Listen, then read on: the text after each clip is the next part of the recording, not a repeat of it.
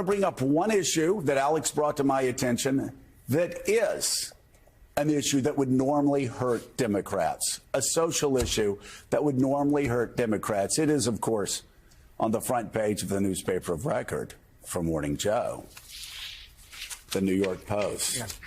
Onslaught. Now, listen, any other election cycle, again, it's not dispositive because it wasn't in 18, it wasn't in 20, it wasn't in 22. This would hurt Democrats. But if I'm a Democrat running for office, and this is what I do, I'd pick up a paper, I'd pick up something.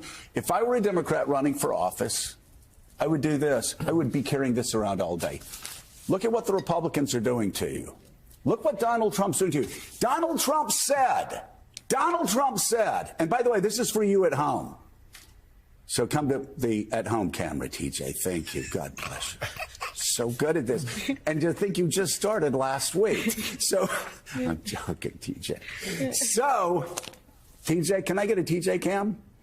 I hope TJ's in. Not yet. Not this second. Okay, good. Wow. Okay, good. He's not feeling pretty. He's in his underwear, right? He's in his underwear at home. He got one of those things at home. I was afraid I was like picking on a director that mattered, but no, TJ's there. So TJ's been with us for 20 years, by the way. He's family. But I Can't get rid of him. I would carry this around because see this onslaught headline? The only thing the Post didn't tell you is Donald Trump said, blame me for this. Donald Trump said, kill the bill and blame me for everything that happens after this point. Donald Trump said, blame me. So yes, Donald, we are blaming you. We're blaming Mini-Me Mike Johnson for following your orders. We're blaming Republicans who begged for a tough border bill, but like the Wall Street Journal editorial page said, couldn't take yes for an answer. So yes, there is an onslaught in the southern border still. And it's all Donald Trump's fault. You know who says that? Donald Trump. Donald Trump says blame him for this. So we will. Well, so if there were a wall up there, right, too, it wouldn't be, it would be a non-issue. Well, of course. So he didn't build the wall. He didn't build the wall. Couldn't get it done. Didn't build the wall either, which he said he was going to do. I'm going to hold up the paper of record also to show you that I could not agree with you more.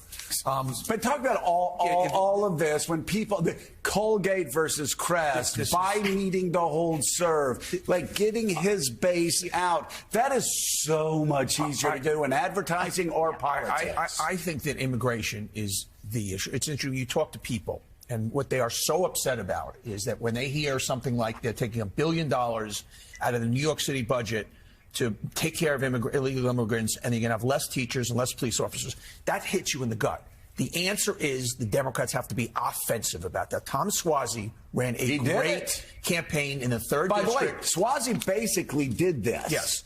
And he won. He basically was a Democrat, and he was running against a very good candidate, and he said, look, the Democrats are the ones who want to put this problem to bed. The Democrats had the toughest immigration bill in a generation, and Donald Trump told the Republicans, don't vote for it. It's that simple. This is the issue. This is the issue that I believe is hitting people in the gut, in addition, obviously, to abortion. But wait, he also said, blame me. Yeah. He said, blame me for killing the immigration bill. Blame me for everything that happened. Just like on abortion, he said that he was the one that terminated Roe v. Wade. Yeah. Repeatedly. So those are the two benchmark, abortion and immigration. I think those are the two guttural issues. And you got to go offensive and say, guess what? Donald Trump is to blame for a woman's lack of a right to choose and potentially a national abortion ban. And at the same time, once again, Republicans are the ones to blame on immigration. It is not Joe Biden's fault. It is Donald Trump's fault. Who said that? Donald Trump. Exactly. He said, blame me. That's it. Wall Street Journal editorial page. It's not like the Wall Street Journal editorial page didn't warn them, Jen. Yeah. The Wall Street Journal editorial page was begging them, pass this bill. And again, we have to remember whose bill this was. This wasn't AOC's bill. This was James Freaking Langford. Yeah. And Katie Britt, she was part of that effort, too. And Katie Britt. Yeah. So, and it's actually breaking through in polling, too. You know, it's so hard. I mean, it's so hard for Biden to break through in general, right? That's why the money is important, because of the ads. That's how you bring the people back home. And it's also, and the other thing that's hard to do is get into direct conflict with Trump and having that kind of contrast. And by going to the border, Biden was able to do that. Biden went to the border to talk about the border security bill. Trump follows him. And then it broke through. Like 63% of Americans in a poll showed that they think to blame the Republicans for the defeat of that bill. That's huge. Right? Like that is like, this is the, and I think when people talk about immigration as the biggest issue, it's like it's causing chaos in a lot of people's lives in a lot of different states, like as you described.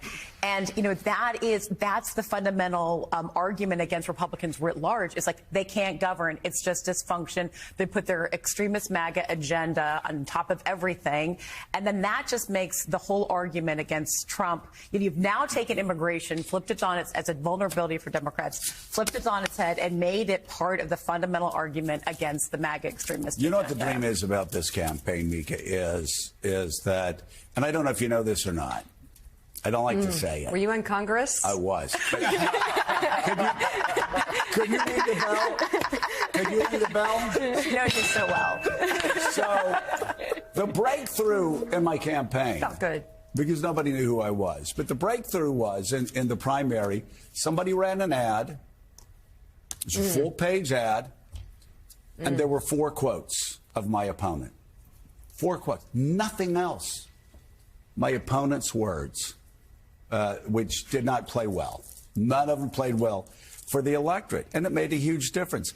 There's nothing more powerful than using other people's words against them. And when you, in a political campaign, and when you have Donald Trump saying, blame me for the border, when you have Donald Trump saying, I terminated Roe v. Wade, when you have Republicans going to the House floor screaming, we have done nothing. And I think I saw a clip, MTG is now saying, this Republican House is a failure. They're saying it. They're giving Democrats the words they need. This is the worst, most ineffective, do-nothing Congress in a generation, just by the numbers. So use it. Use their words against them.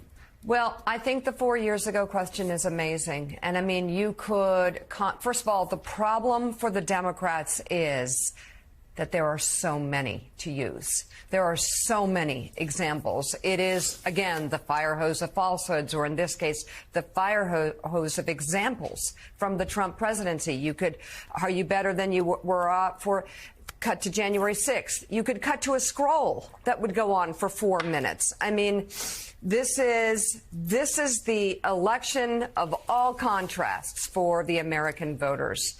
And we'll talk more about this ahead. Why do the Democrats hate Bibi Netanyahu?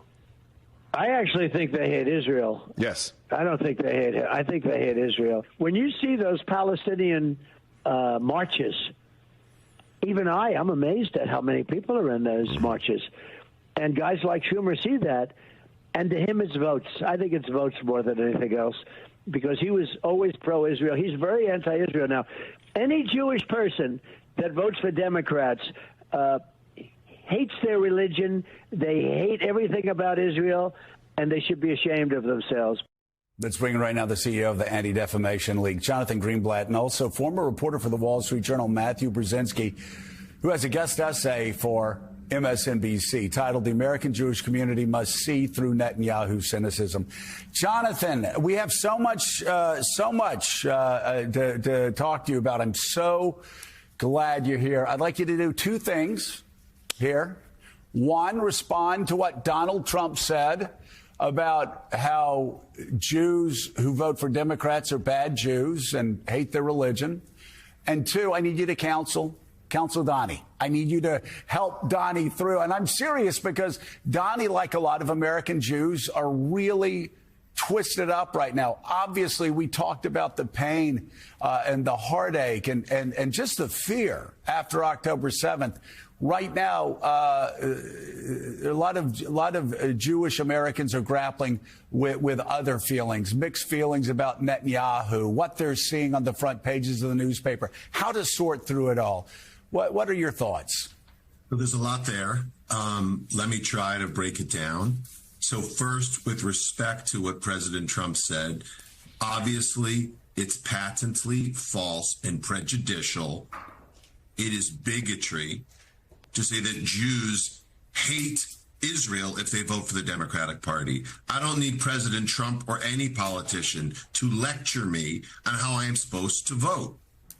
And Israel has been a bipartisan concern for decades and decades and decades. There's been consensus on supporting the Jewish state because it's a democracy, because it's our best ally in the Middle East, because it's committed to the same kind of values that America is committed to. And so for that reason, again, Democrats and Republicans have been good on Israel. But look, the person who dines with Nick Fuentes, it's kind of calling the kettle black to tell us what's anti-Semitic or not. I mean, really. Yeah. I mean, give me a break. Really? But to your second point, I read Matthew's essay about his daughter, and it was painful for me. It's painful to see the spike in anti-Semitic attitudes in the United States. We just did one of our surveys, Joe, and we found a decade ago, 9% of Americans had intense anti-Semitic attitudes. Today, 10 years later, it's almost 25%. Okay? And the numbers among young people are even more intense. Typically, there's an Archie Bunker effect. Older people are more prejudiced than younger people. Not now, not when it comes to anti-Semitism. But I have to say one thing, and this is maybe for Donnie, because you were trying to bring it back, Donnie, and I appreciated that.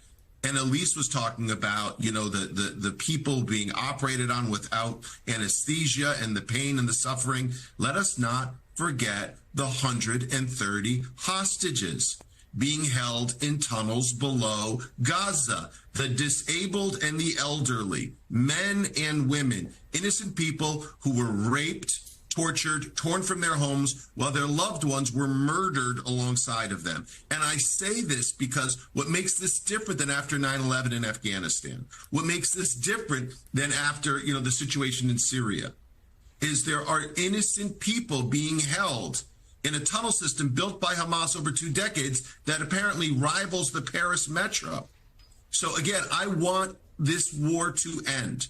Every innocent killed is a disaster. Every civilian who dies, it's a tragedy. But if Hamas returned the hostages today, this would end like that. So when we talk about a ceasefire, we talk about a cessation of violence, when we talk about the young people like Eddie did, let's keep in mind why this started. And I'm not a military strategist. I don't know how to, quote, end Hamas, although I agree with the sentiment. But I do know these hostages need to come home now. They have nothing to do with a global conflict and Hamas's homicidal agenda. If you want to end that, start by bringing the hostages home, period. Matthew, in your new piece, you write in part this, quote, American Jews have long identified with the underdog. They rallied to the defense of black Americans during the civil rights movement, often at great personal peril, and more recently served as key supporters of the Black Lives Matter movement. Now Israel's long-term prospects could depend on American Jews taking up the cause of a two-state solution, difficult as that may be in the aftermath of Hamas's terrorism. The stakes are incredibly high. If Israel continues to follow Netanyahu's disastrous path, Israel risks becoming diplomatically isolated and a pariah state. And I've got to say, Matthew, on a more personal level, for you, this is extraordinarily personal for you as a daughter on a college campus who is being shouted at for wearing your Star of David. Yes, well, so my children are Jewish under rabbinical law, but more importantly, they've all decided that they want to identify as Jews culturally.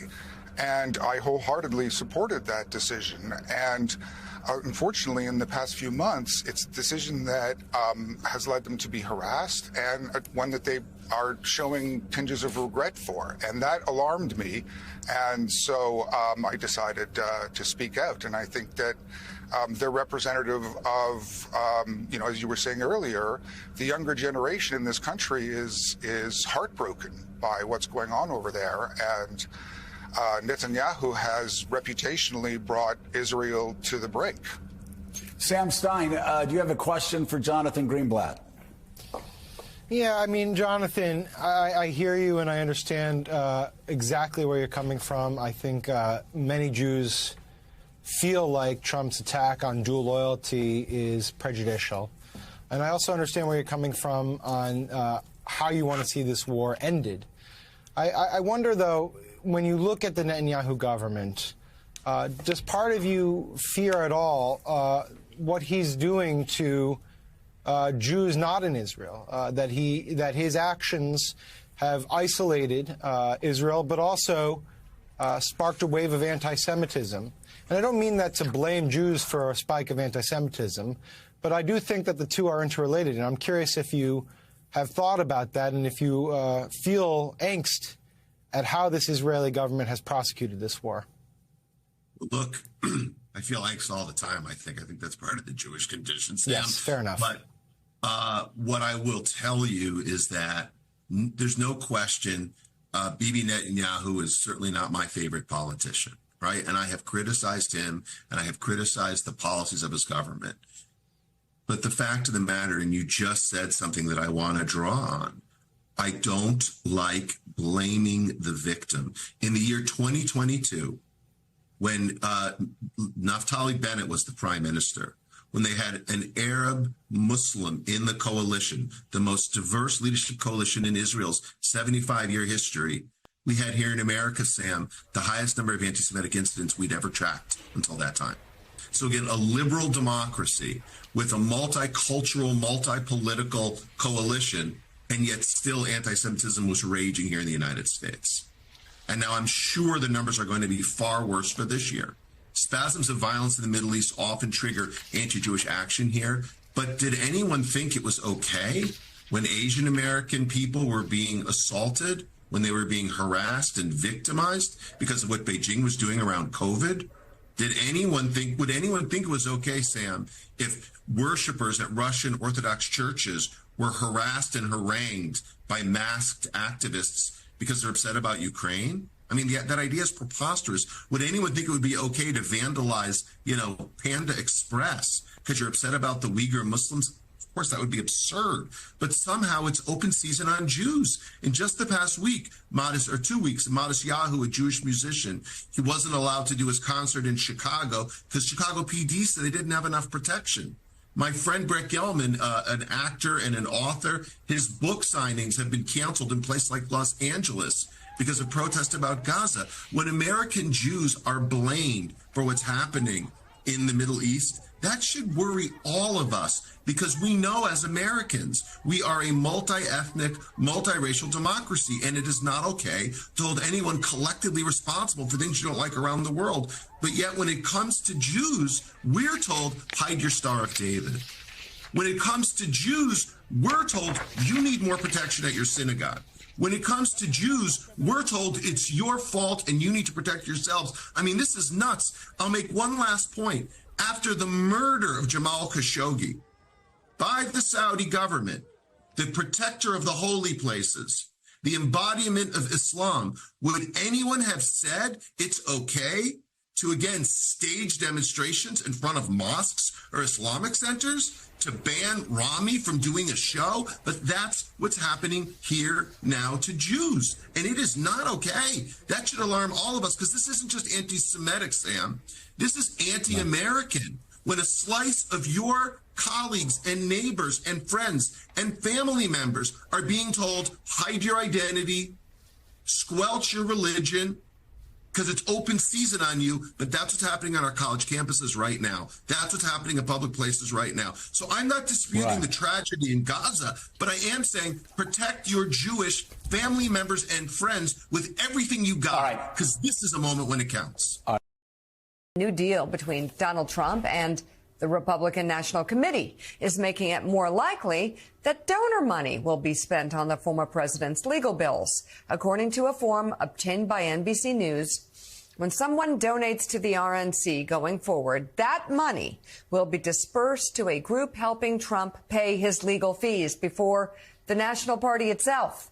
This is being done through a new joint fundraising agreement, which dictates that RNC donations be filtered out to the Trump campaign first, then a leadership PAC covering his legal fees, and then the RNC last. In the past, the RNC has never funneled donations directly to a candidate's PAC. The change comes just weeks after Trump had his own daughter-in-law, Lara, installed as the organization's new co-chair. Meanwhile, the Biden campaign has a new nickname for former President Donald Trump, Broke Dawn. The campaign put out a release yesterday hitting Trump for his poor fundraising numbers and lack of campaign events. It's titled, Not a Winning Campaign. Broke Dawn hides in basement. At a campaign reception in Houston on Wednesday night, President Biden joked about the matter, saying, quote, just the other day, a defeated-looking man came up to me and said, Mr. President, I have crushing debt and I'm completely wiped out. I had to say, I'm sorry, Donald, I can't help you. Yeah, we'll put that right there. It's interesting, Joe. Just last night, I got like one of those video ads that pop up before you watch a video, and it was like Donald Trump Jr.'s face saying, give us $5, chip in. I was like, wow, God, you guys are scraping, joining the conversation. I mean, yeah, we have. When they got to email you, I mean, yeah. No, it was like a video ad. It was jarring. It was like very close up. Did she give? Yeah, she gave, of course. She gave, yeah. Ladies and gentlemen, in the United States of America, Barack Obama.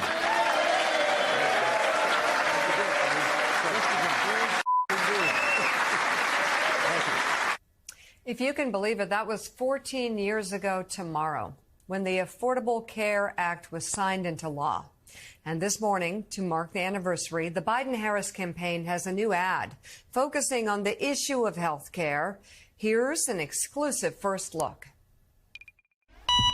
Obamacare is a disaster. What we'd like to do is totally kill it. I hope that they end it. Obamacare is a catastrophe. It'll be so good if they end it.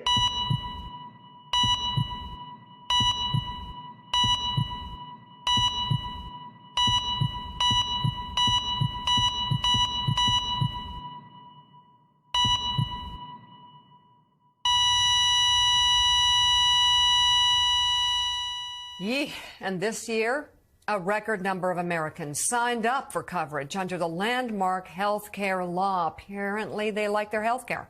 Joining us now, Senator Elizabeth Warren of Massachusetts. She serves as a National Advisory Board member for the Biden-Harris campaign. It's great to have you back on the show, Senator. Thank you. Good to be here. Good to have you. So let's see. We can add the border just lately. Now that to the Biden side. Guns, Roe, the ACA. These are issues that Republicans just seem to always find themselves on the wrong side of as it pertains to most Americans. How can the campaign really drill down on this in the months to come? So I have to say, I love that ad. You know, we're at happy 14th birthday, Affordable Care Act, and we could do balloons and candles. But what Joe Biden is doing in that ad is he's saying two things. I want everybody in America to understand what's on the line. This is literally about life and death. And the second thing Joe Biden is doing is saying, I will fight. I will fight not for giant corporations and big insurance companies, not for people, billionaires who don't want to have to pay taxes. I will fight for you so that you have health care coverage. And that's true if you're one of the 20 million people getting your health care through the Affordable Care Act directly. But it's also true if you're one of those people under the age of 26 who's still getting health care because you're on your parents' plan. It's true if you're somebody with a pre-existing condition. Always remember, before the Affordable Care Act, those insurance companies discriminated against women for being women. They discriminated against people with asthma and people with diabetes and people with heart conditions. All of that has gone away. And Joe Biden says, I'm going to fight for your access to health care. Go, Joe Biden. Well, it seems it's like all about preserving and protecting in this race, Yep. preserving and protecting our democracy, preserving and protecting our health care, or you'll lose it. Like we have lost women's health care, abortion rights, abortion health care rights. And you know, on this one, it's important to remember this isn't just hand waving about what's at risk. You hear in the ad Donald Trump's own words. But remember, we, for the first time in a long time, are going to have two people running for president, both of whom have been president. So what did Donald Trump do while he was president? Well, he got an extremist Supreme Court in that rolled back Roe versus Wade. Biggest tax cut in a zillion years, $2 trillion, mostly sucked up by giant corporations, millionaires and billionaires. And he came within one vote of repealing the Affordable Care Act. I remember that night being on the floor. The House had voted, the Republican House, to repeal the Affordable Care Act. And I remember what they did after they voted to repeal it. They went to the White House lawn and celebrate with Donald Trump, drink beer and raise toasts for taking away health care from millions of Americans. It comes over to the Senate. No one is sure what the count is. There aren't enough Democrats to stop it. We've got to have a little bit of Republican help. And it all comes down to John McCain. I watched him as he walked down to vote, walked away, came back. Mike Pence was there. They took him out into the hallway to try to twist his arm to make sure he voted to repeal health care. Finally, he walks back in. Talk about a moment when you stand there and your heart's thumping. And he holds his hand up and votes no, that he will not repeal the Affordable Care Act. But understand this, that's how close we came. Right. And Joe Biden is reminding us of that.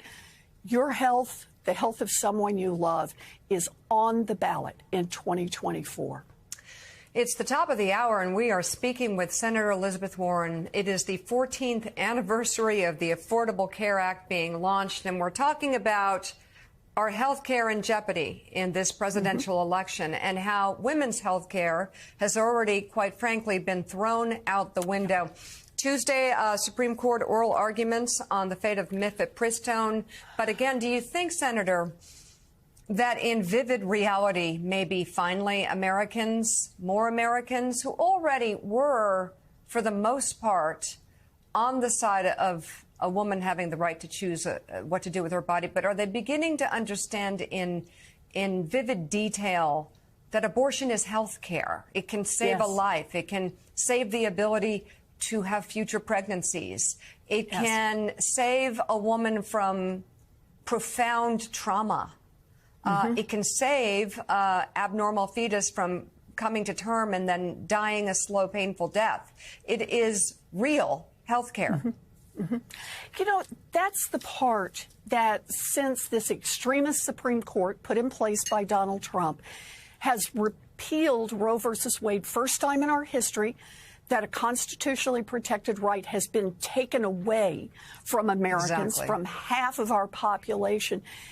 I think that more and more people have read the stories, have heard the stories from friends, from neighbors, have experienced it themselves, and said, wait a minute, what these Republicans are doing is, yes, it's about termination of a pregnancy, but it's about health care overall.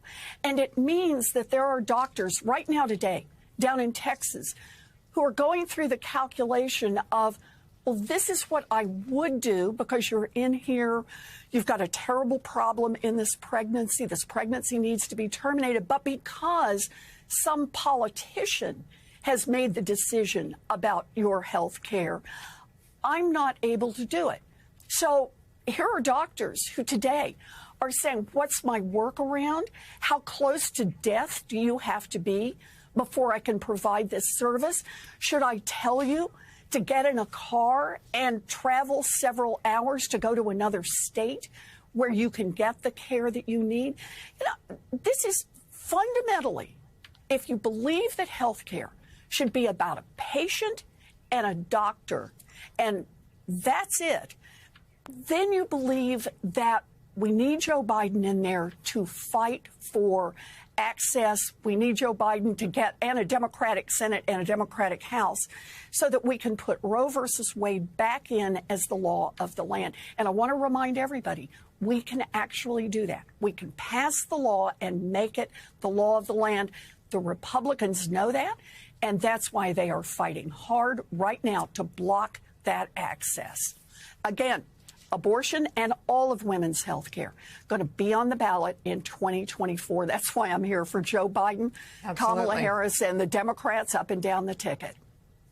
So I want to ask you about a story that broke yesterday because you also have such expertise in fairness in business, bankruptcy, protections for small businesses and innovators. The Justice Department has filed a landmark antitrust lawsuit against Apple, accusing the company of monopolizing the smartphone market. I'd been wondering about this. The civil suit, joined by attorneys general for 15 states and the District of Columbia, accuses the tech giant of restricting its smartphone operating system in a way that drives up costs for consumers and prevents developers from successfully releasing products on other smartphone systems.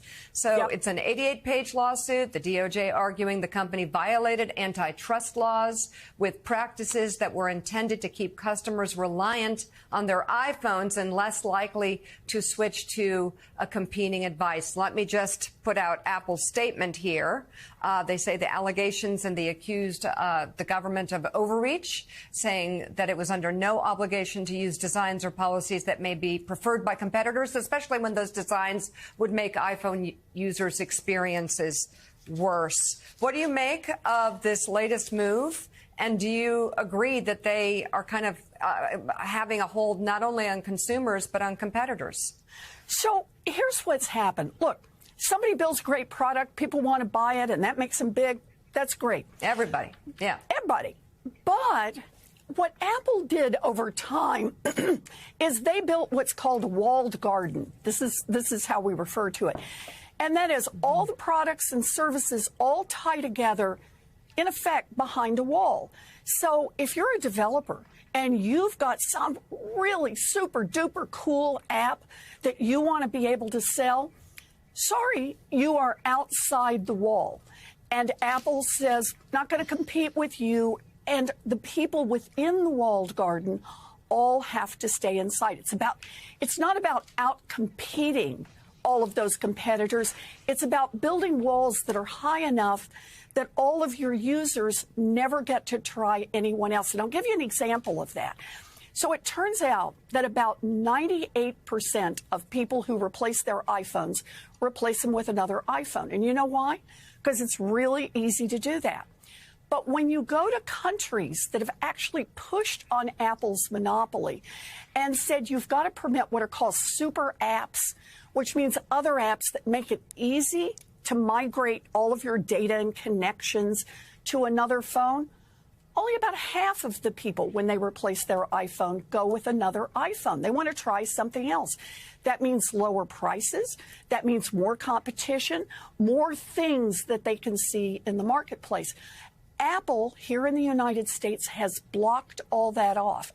And so what the FTC is saying, and the Department of Justice, is it's not that you are big because you have just created this one product everyone wants. It's because you've created these anti-competitive practices that mean nobody gets to look at any of the alternative options, apps, and so on. And they want to break that up, and I think they're exactly right. All right, Senator Elizabeth Warren, thank you very much for coming back on the show. It's always great to see you. Thanks. Always good to see you. Take care. Well, let's bring in right now White House Communication Director Ben LaBolt, and I'm going to ask Ben, where are the signs? Where are the signs? Now, this has obviously been, and I know you work in the White House and you don't work on the campaign, so we're not going to ask you about campaign strategy. But I think we can ask you about the things that Joe Biden has done and the fact that a lot of Americans, as Charlotte's reported this week, that just aren't aware of all the legislation that's passed, all the bills that have been signed into law, and all the lives that are going to be impacted by it. Well, in terms of the signs, Joe, I can tell you that if you were with us in Chandler, Arizona this week, you would have seen a big sign saying that a semiconductor factory is being built as a result of the president's CHIPS and Science law. And if you look at infrastructure projects, the 40,000 that are being built across the country right now as a result of the law that the president passed, there's big signs saying that the president's dollars that he got through Congress are the reason these things passed. Look, we have a huge communications opportunity after the president's State of the Union address. He talked about the record, the 15 million jobs created, more than any other president. Inflation coming down by 2/3 over the past year. 16 million new small businesses created across the country, the most ever. He's hitting the road to talk how about frustrating is it? How frustrating is it for you? We'll just say for you personally, that you've got these numbers. I mean, you've got and the numbers are extraordinary if you compare them not only to our allies in Europe, but people who consider themselves to be our enemies in Beijing and Moscow. The numbers are over the top great compared to most other countries across the world. There's no doubt that here in the United States, we've seen the strongest economic recovery of anywhere on the planet, and certainly one of the fastest coming out of what could have been a very significant, very long-term recession if the president didn't make the policy decisions that he did, passing things like the American Rescue Plan. Look, we've come out of a difficult time, a pandemic, a global supply chain crisis. The president put in motion this recovery. But I heard you all talking about the Obama-Biden reelect in 2012. And comparisons to that. Well, I was the press secretary for that effort. I was sitting in Chicago, and the moment we're at right now reminds me of that moment where you spend a year reconnecting with your supporters across the country, and then starting with the State of the Union address, you have the chance to go make your case to the country. And the average person across the country in 2020, for persuadable voters, the #1 television show that they watched was The Bachelor, right? People are busy in their lives. They're not watching the news throughout the day. Right, and so we have to be creative about how we reach people. Right, so you got other than Morning Joe, The Bachelor, and then every NFL game, right? Yeah, I think you're at about 300 million households from the last numbers that I saw. The president's taking his case on the road. Just in the past 2 weeks, he's been to Arizona and Michigan and Wisconsin and Georgia and New Hampshire and Nevada and Texas. And he's making his case about his record, what he's done, his plan for the future, lowering the cost of housing, for example, building these semiconductor plants. And he's in big settings and small settings, sitting down with a family in Saginaw, Michigan, talking about their daily lives. And look, it's going to be a big year. No one here, no one at the campaign takes anything for granted. The president is certainly doing multiple events a day, talking to key constituencies. He's calling into black radio multiple times a week. This week, he called into Spanish radio. He sat down with the largest Spanish-speaking television network. So that's the pace at which he's attacking these things. And speaking of 2012, I do remember, I mean, we look back on 2012. I look back on 2012 and see how, the story that was written that Romney was basically disqualified by May, that the Obama administration did such a good job there. But I remember Cleveland, the meltdown after the Cleveland debate. It was over. Romney was going to win. I remember the Gallup poll that came out before the election that Romney had an 11-point lead. I remember the Romneys late into the night knowing they were going to win, not believing what they were seeing on the screen. I remember Karl Rove, a guy who knows a thing or two about politics, going, these numbers just aren't right. I mean, even on election night, people were saying Obama was going to lose that race on it, and you got a majority. So, yeah, we don't know.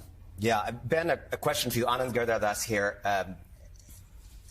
At my newsletter, The Ink, we've been focusing on the role of emotion in this election, and it's clearly a fraught moment in the life of the country.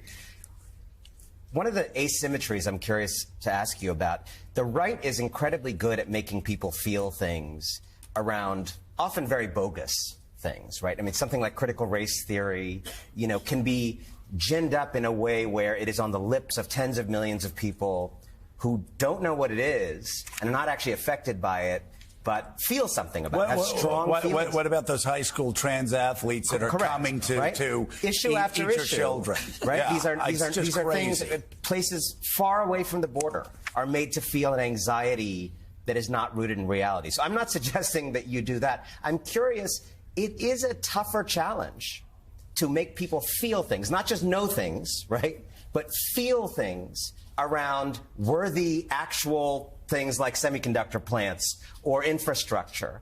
Can you talk about that asymmetry and if you think there's an opportunity for Democrats to do better at not just telling people important, smart policy things, but making them feel stuff? Well, I think one thing the president is doing is talking about the importance of preserving our democracy and the fact that there are more threats to it right now and more threats to national unity than there have been at any time since the Civil War. I mean, you know, how you just talked about it, you talked about the fact that MAGA Republicans really make their case based on fear and foils, whether it's the foil of the immigrant, whether the former president calls Mexicans murderers and rapists or talks about poisoning the blood of our country.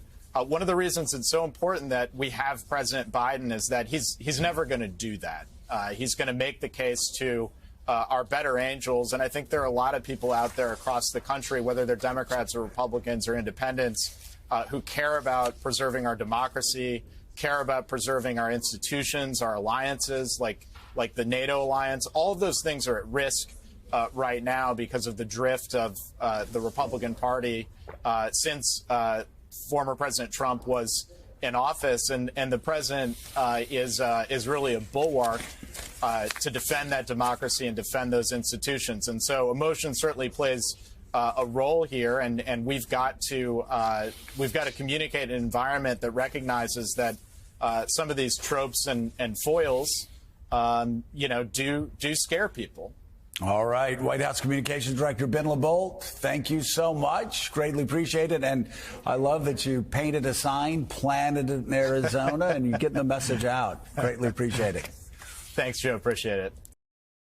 Bonnie Deutsch says time and again, and I think this will probably happen, that he thinks the most powerful ad against Donald Trump would be General Mattis, General Kelly, General Milley, and these generals that work for Donald Trump saying you can't trust this guy. You obviously work for Donald Trump, but you've known him for a very long time. I think as long or maybe even longer than I've known him. It's shocking to me that you have a guy who's competitive, and yet really none of his Secretary of Defenses that he had the first 3 years. I don't think any of his Secretary of States. Certainly not his intel people, certainly not his UN ambassador. His vice president. And now this week, not his vice president. Can you explain to people, first of all, why that is, and secondly, why you personally believe, and we haven't talked about this, but I'm sure you do because you've been around him, why you personally believe Donald Trump is such a danger to the republic if he's reelected?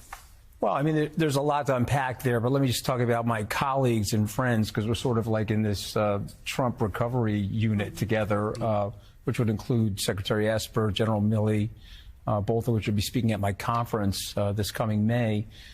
It goes down to the temperament, it goes down to the lack of curiosity, and then it goes down to literally the meanness, and it goes down to the way he will hurt anybody and anything in his way. And so one of the big fights that I had with him in the White House was about the institution of the presidency. You know, we're there to serve the people. It's the only job in the country, as every one of us know, where all of the eligible voters get to vote on it. And therefore, you're president for everybody. Mr. Trump doesn't see it that way. Mr. Trump sees it as a self-aggrandizement, grandstanding position, and if you can make a little bit of money on the side, that's fine as well. And so all the policies that you're discussing today, they're seen through that prism. They're not seen through peace, preservation of the democracy, prosperity for all Americans, not just the friends of his that he's cutting taxes for. So how does it's all of those reasons. How does that line up? Can you explain why he admires President Xi so much, why he admires Vladimir Putin so much, why he admires Kim Jong-un so much, why we found out over the past week or two he admired Hitler so much, why we found out from Ivana that he kept Hitler's speeches by his bedside? What is his obsession with dictators, with tyrants, with strongmen, people like Orban even? Well, it has to do with the adulation. And so when you're in countries like that, they get prescribed adulation. You don't have the dissension that you get in the dirty democracy in his mind. And so he wants to be one of them. Make no mistake about that. There's an access of autocracy. He signals to those people every day. I would like to be the Vladimir Putin of North America. You've got Eurasia. She has Asia. Orban has a part of Eastern Europe. That's me. I'm in your family. I'm in your tribe. He signals that to those people. And he signaled that to his staff. This is the reason why 40-plus cabinet members and sub-cabinet members refuse to endorse him. They work very, very closely with him. He doesn't read intelligence briefings. He says ridiculous things in situation rooms. You're not going to get the generals to comment specifically about some of the things that he said because it's just so outrageous. They don't even want to be affiliated with what he said. Look at these numbers, by the way. And so that's the reason, Joe. Yeah. Ex-Trump officials declining to endorse his 2024 run if you are in the car right now listening.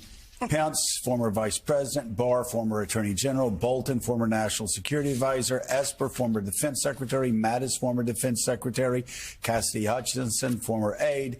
General Kelly, former chief of staff, his longest chief of staff. His former press secretary, Stephanie Grissom. Sarah Matthews. General Mark Milley, former chairman, Joint Chiefs. Scaramucci. Alyssa Farah Griffin, strategic comms director. I mean, we can go on and on and on and on. I mean, Dan Coates' name's not on there. I know he would never do it. I mean, you just Nikki Haley. You just go down the list. And Michael Steele, you couple that with the fact that this guy really worships dictators. You couple that with January 6th. You couple that with the fact he stole nuclear secrets. And then his IT guy said he ordered him to destroy them. And when he decided not to, he wanted to flood the room to destroy the documents. We could go on and on. You have a federal judge in New York State that said Donald Trump raped E. Jean Carroll. Again, I could go down the list for the next 3 hours of one thing after another, which would have disqualified any other candidate running for president in American history. So why is he tied with Joe Biden right now? Because he has done two things occurred pretty much at the same time. One was he has inoculated himself with a sycophantic tribe of MAGA followers who reinforce his messaging, who condone and push aside his behavior, who have bought into the lie that he can be a dictator for 24 hours and everything will be all right after that. And so he has this reinforcement energy that sort of is an extension of himself. And you saw it very early in the Michael, why don't our friends and neighbors, why don't my friends that I grew up with, people that I went to church with, when I was in Congress, I could hardly go back to church without hearing about Bill Clinton. Every second I was there, the sins of Bill Clinton, this, that, and you heard the same thing. Yeah. And now these same people are in the front lines supporting this would-be dictator. It's crazy. Because Bill Clinton never made them feel the way Donald Trump makes them feel. Donald Trump has a connection to people in a way that sort of elicits a permission structure, a sort of brand, an idea, a sentiment that they attach to. So wait, yeah. Wait. Who? Where were they raised? Where were they raised? Because they weren't. They really weren't. They may have gone to the church I went to, but they weren't raised by like my parents. Yeah. Where were these people raised that they would like a guy that treats people this way? A guy that reveres Hitler, reveres Xi, reveres Putin. I could go down the list. What? They like this guy? He makes them feel good?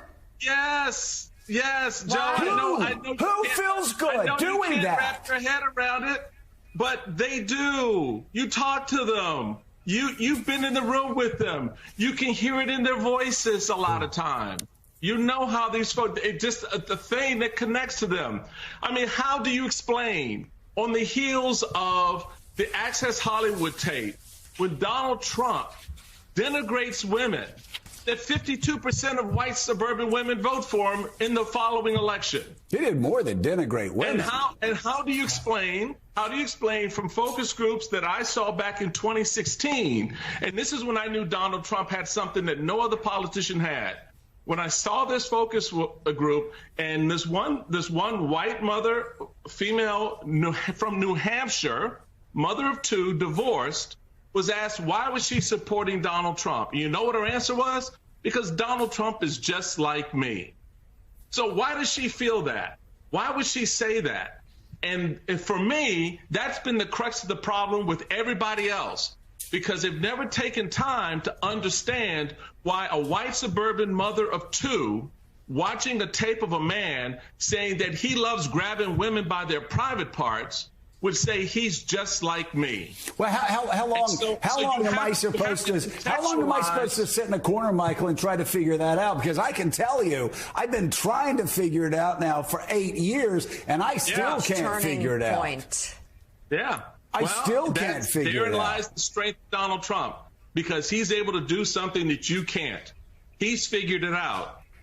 And so that's the crux of where we are right now. I'm confused. What do you mean he's figured it out? He's doing something I can't. He's unlocked the code. I mean, the code to worship Hitler, the code to do, as the judge says, rape women and to still win? They're not worshiping Hitler. No, Trump is. It is a thing that it's just the connection that they have. They look past that. That is not a bar. It's a bar to you. It's not a bar to them. They contextualize it differently, though. Let me guarantee you. Let me guarantee you, Michael. Michael, let me guarantee you that was a bar to every American before 2015. And Elise, you're from Mississippi. I'm from Mississippi, Alabama, Georgia, Florida. It ain't like I grew up in the Young Marxist League in Greenwich Village. Like, I was born in the heart of Dixie. I grew up in the heart of Dixie. It's like I still, all these years later, I can't figure it out. And I don't want to drive to Pennsylvania, middle of Pennsylvania, to sit down and go, tell me, I want to understand, because I don't understand. You see, I'm a conservative, so I can call bullshit on that. All right? If liberal media people want to drive to the middle of Pennsylvania and go, oh, tell me why you like a guy who loves Kim Jong-un. Be like, what? Don't waste your time. Don't waste your time. So you grew up where I grew up. You grew up where I grew up. You grew up. Are you Mississippi too? Yeah, she was born in Mississippi. Pascagoula. Yeah. I think Scaramucci was too, right? No. You're not from the Gulf Coast? No, I was on Long Island, right outside of Queens. Yeah. Well, that's close to Ole Miss. So we got four Mississippi people here. Explain. He managed to bulldoze through all the usual conventions of what you can't say, what you can't do in your past, what you can't do in the present. And he managed to make their grievances his grievances. And he is a victim, and then his voters are victim. They are being looked down by elites. No question. In all media corridors, and it becomes so much against those who look down on them than what it's all about. So, Eddie, tell me, how does it make you feel after hearing Republicans your entire life saying, oh, people need to stop being victims? This is about personal responsibility. Another thing I always heard during the Clinton era, this is about personal responsibility. Nobody take personal responsibility. And here these same people have now turned into the biggest snowflakes, the biggest wimps. They get triggered. And so Donald Trump's a victim. I'm a victim. So Donald Trump's a victim, flying around in his 757 or whatever he flies around in. I mean, they've embraced victimhood.